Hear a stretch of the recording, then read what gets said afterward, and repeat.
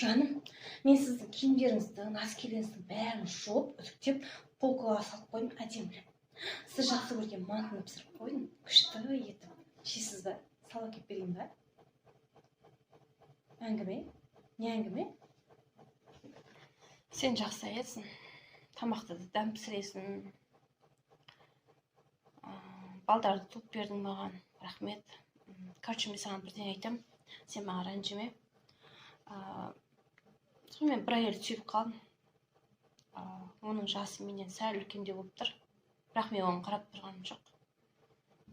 Онымен бірге жасағым келіп тұр. Сен не қыласың? Қаласың ба, кетесің ба?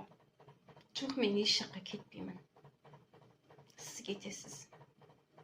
Мен сізге барынша жақсы әйел болуға тырыстым. Бірақ оны сіз түсінбедіңіз.